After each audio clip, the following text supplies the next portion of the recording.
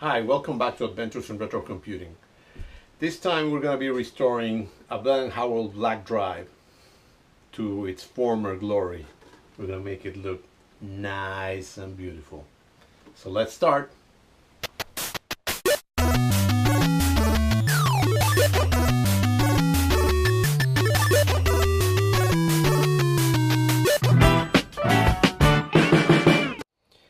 Welcome back to Adventures in Retrocomputing. This time I am playing around with my recently acquired Bell & Howell black, what they call Darth Vader. This is the floppy drive, and as you can see it has a few scratches and also a number carved over there. I really hate those things when they do that. Some people say that it shows character, it shows where it come from and all that.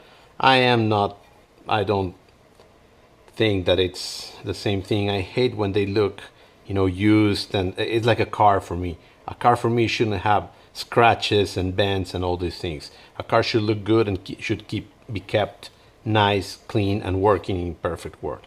So I've been playing around different colors and spending quite a lot of money trying to find out a match. And finally I did some tests, and as you can see over here, I finally got the match over here. I did this 94 MTN, I think it is. This is the black one, and then I finally found that black NC Formula graffiti spray paint from Montana Black. So this is actually this one over here, and it's a match. It's an exact match. It just looks a little bit different because this looks nicer and newer than that. But what I'm gonna do now is I'm gonna clean up this, and I'm gonna paint it with this to make sure that I get rid precisely of these little things. And I just like it to look really brand new. That's my only thing. And let's do that. Let's start.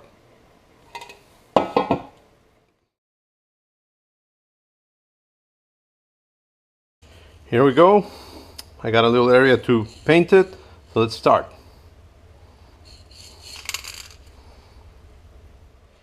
I'm just here finishing some details, trying to touch up some little things that I just saw. Overall, it's looking amazing. Really came out really good. It's exact color. You cannot see the difference between the original and the color that I never painted inside, so this is the original color and this is the painted color. Looks really good. Just touching up some little details. Same thing with the lower plate.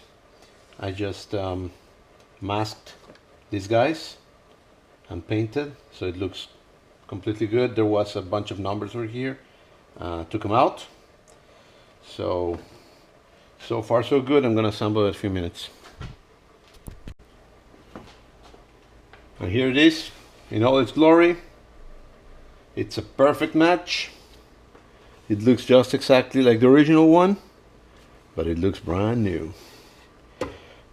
That's it. I'm just gonna have to be looking for a second drive like this. Thankfully this computer is in really great shape. The little dings that were around, I actually give them a little a little help with this same paint, and it really looks good. There was a big line over here. Doesn't look that much anymore. Over here one, and maybe one or two over here. But all the dings, I already put a little drop of this, and it works pretty well. It is not exactly the same color. This is a little bit darker, but that's the original ones. The drives were a little bit lighter than the computer itself. And I'm just gonna be looking for a new Bell & Howell tag, because this is really scratched and old. But other than that, this computer looks really good. I almost forgot. Everything went right, but I haven't told you the exact paint that I used. So here it is. It's a black NC Formula graffiti spray paint from Montana, Kansas. It is the BLK 400 7360 slate color. I took some time spend some money doing the research so you don't have to. There you go, guys. I hope you like it.